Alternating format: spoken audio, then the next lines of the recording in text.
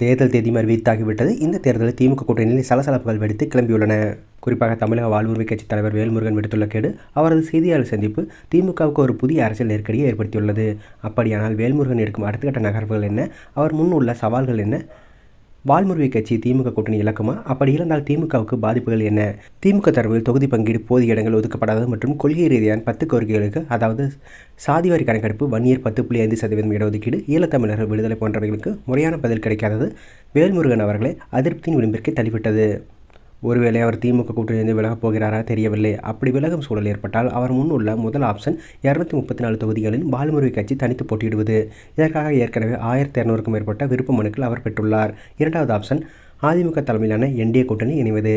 பாஜக இல்லாத அதிமுக கூட்டணியை அவர் கொள்கை அளவில் ஏற்பதாக சூசகமாக தெரிவித்துள்ளார். தனது கட்சியின் தமிழ் தேசிய அடையாளத்தை சிதைக்காமல் இருக்க சீட்டுகளை விட கொள்கைகளுக்கு முன்னுரிமை என்ற பின்பத்தை விடாமல் கட்டமைத்து வருகிறார் வேல்முருகன்.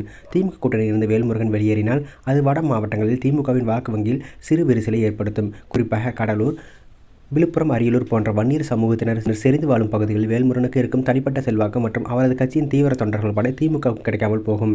பாமக ஏற்கனவே ஒரு பக்கம் பலமாக இருக்கும் நிலையில் வேல்முருகனையும் இழப்பது திமுகவின் சமூக நீதி வாக்கு வங்கியில் ஒரு வெற்றிடத்தை உருவாக்கும்.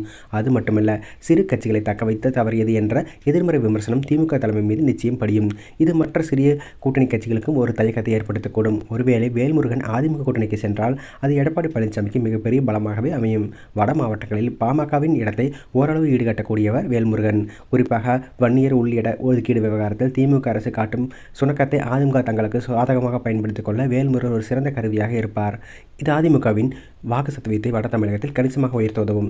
இப்போதைய சூழ்நிலையில் வேல்முருகன் திமுகவை மிரட்டி பணிய வைக்கும் யுக்தியை கையாள்வதாகவே தெரிகிறது. எனினும் திமுக இறங்கி வராத பட்சத்தில் அவர் தனித்து போட்டி என்பதை விட அதிமுக கூட்டணியை இறுதி முடிவாக எடுக்க வாய்ப்பு அதிகமாக உள்ளது. ஏனெனில் தனித்து போட்டியிடுவது கட்சி நிதி மற்றும் தேர்தல் பலத்தை வீணடிக்கும் என்பதை வேல்முருகன் நன்றாகவே அறிவார்.